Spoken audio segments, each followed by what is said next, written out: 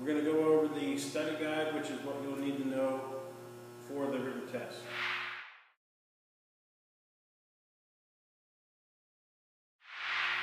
Numbers 1 through 4 should look the same to you. We've already gone over these, and if you notice on the study guide they're in bold text. That's because they're the same for every single machine in here. Number 1, operate with the instructor's permission and after you receive instruction. Number 2, remove jewelry, eliminate loose clothing, and confine long hair. I got some loose clothing on.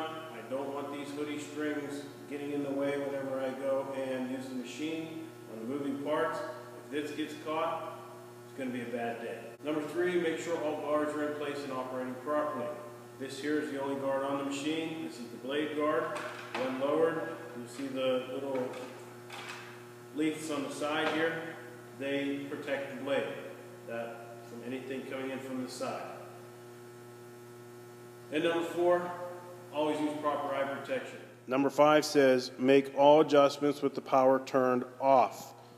Number 6, never use the miter gauge and the fence in the same operation. You cannot have the board touching the miter gauge and also touching the fence at the same time. When it comes in contact with the blade, it will kick back. Number 7, the saw blade should extend above the workpiece until the gullets of the blade clear the material. The gullets are these little areas right in between the teeth, the little cutouts. They must be above the work surface. That allows the sawdust to clear out. If it's too low, the sawdust does not clear out and you will get a kickback. Number 8, never saw freehand. There is no way you can hold this steady enough by hand and try to run this through. It will twist and bind and kick back. Use the miter gauge when cross-cutting and use the fence when ripping. Number 9, never reach over top of the saw blade. It doesn't matter if it's on or off. Even when it's off, you still have the sharp teeth over here, so I don't want to reach over top of that. And with the sawdust on the floor or anything happen that I might slip, I don't want to get cut. Number 10 on your study guide said use extra care and precaution when you're sawing large material or whenever you're using a dado or molding cutter head.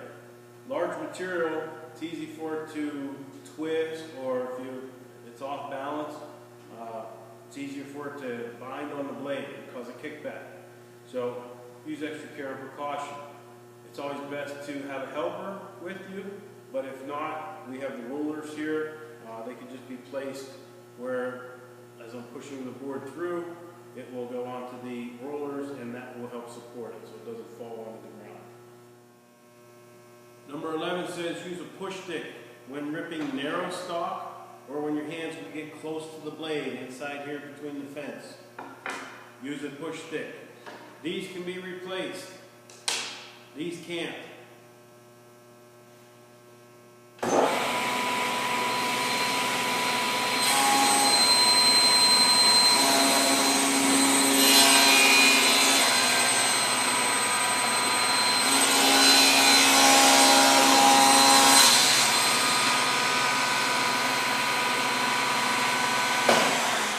To set up for ripping operations, you loosen the locking lever on the fence and you slide the fence to whatever setting you want. If I want to cut a 6-inch board, put that in place, lock it,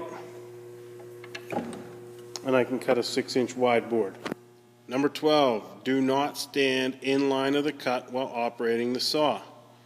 If the machine causes a kickback here and I'm standing here, it's coming right back at me with a lot of force. It's best to stand off to the side and you have the fence in between you and the blade so that it will give you a little bit more protection. Number 13, lower the blade So be sure to just come to a full stop before you leave the machine. That way, if anybody sets anything on the table and slides it too far, it doesn't hit the blade. So that's it. If you have any questions, be sure to see me, email me, text me, or whatever. Ask. Don't hesitate to ask. I do not want you getting hurt. This machine is responsible for the most accidents in woodworking. So make sure you understand how to use it and you respect the power of the machine.